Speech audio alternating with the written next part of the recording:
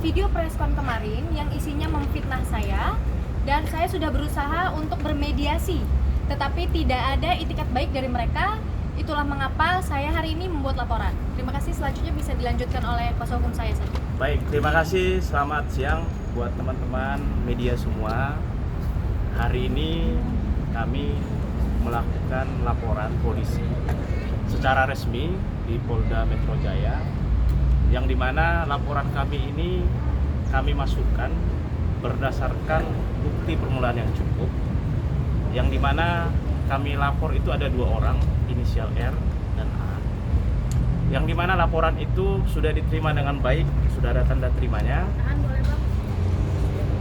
Laporan kami ini dengan pasal 433 junto 441, yang dimana laporan ini kenanya masalah tentang pencemaran nama baik, yang dimana laporan ini sudah didukung alat-alat bukti yang bagus dan sudah kami serahkan juga kepada tim penyidik, dan dimana laporan ini pencemaran nama baik, yang dimana preskon itu tidak memiliki izin dari pelapor ini, di mana hasil dari preskon itu sudah memiliki dampak yang sangat luas pencemaran nama baiknya, dan juga tuduhan yang nuansa negatif kepada pelapor ini. Oke. Ya, untuk inisialnya tadi RA dan PM. Ya, ada 2 orang. Poin-poin yang dianggap sebagai pencemaran nama baik dan fitnah itu boleh dijelaskan? Ya, di mana terlapor ini melakukan preskon itu tidak memiliki dasar dan legal standing, yang menuduh klien kami ini melakukan perbuatan melawan hukum kepada orang tuanya, yang dimana dituduh ataupun disampaikan secara di muka umum melakukan somasi kepada orang tuanya. Sedangkan pelapor ini, klien kami ini tidak pernah melakukan perbuatan itu dan tidak pernah juga memberikan somasi kepada orang tuanya terkait permasalahan hukum. Yang dimana kami juga melihat terlalu dini terlapor ini menyimpulkan dan tidak memiliki bukti yang cukup juga bahwasanya pelapor ini benar melakukan somasi kepada orang tua. Atas dasar statement itulah si terlapor ini kami laporkan. Dan statement yang sudah melebar luas ini banyak komentar-komentar, banyak juga tuduhan-tuduhan yang berdampak negatif dan merugikan kepada Ibu Ratu. Karena tuh kerugian apa sih yang dialami Kak Ratu dengan adanya pencemaran nama baik? Sudah pasti kerugian secara imaterial ya Pak ya? Dan imaterial. Iya, material dan imaterial. Ada kontrak yang mungkin dibatalkan karena adanya dampak dari ini kan? Ada, ya. Ada. Nilainya Untuk kontrak yang ada, yang kontrak brand ya, sepertinya ada kontrak brand yang sudah dibatalkan juga. Untuk nominal saya tidak akan menyebutkan di sini, mohon maaf. Gitu ya Pak ya? Yang pasti terhadap perbuatan terlapor ini, klien kami merasakan dampak kerugian yang luas, baik itu kerugian material, baik itu juga kerugian imaterial yang belum bisa dinilai secara sah. Karena memang masalah ini sudah berlarut-larut dan memang pihak mereka lah yang tidak mau menyelesaikan secara baik-baik kepada kami. Sedangkan kami sudah juga membuat itikat baik kepada mereka, menghadiri segala undangan dan juga pertemuan yang mereka susun. Tetapi mereka tidak mau menyelesaikan ini secara pengakuan klarifikasi mereka lah yang melakukan kesalahan, menyimpulkan masalah.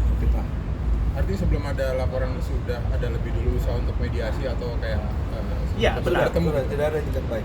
Jadi sebelum laporan ini kami layangkan resmi di Polda Metro Jaya, kami sudah melakukan beberapa kali diskusi dan pertemuan, dan juga sudah ada titik terang mau akan diselesaikan secara kekeluargaan. Tetapi pada saat finalnya mereka tidak mengindahkan dan tidak melaksanakan isi-isi yang sudah disepakati.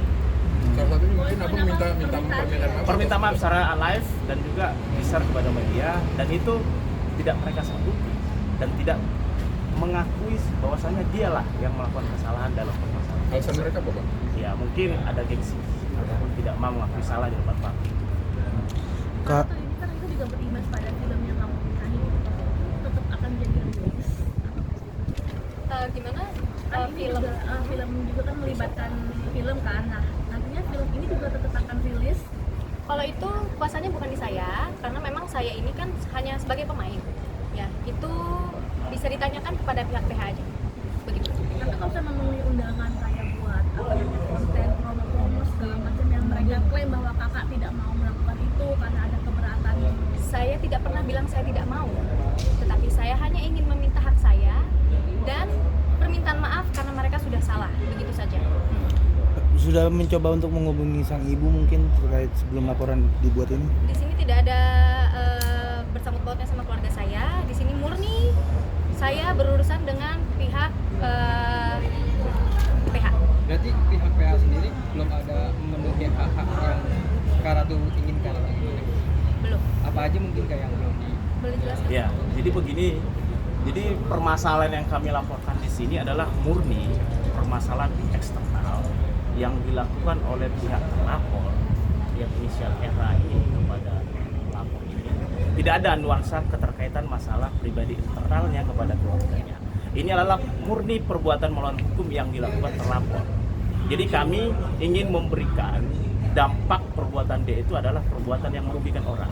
Yang dimana perbuatan itu harus dipertanggungjawabkan.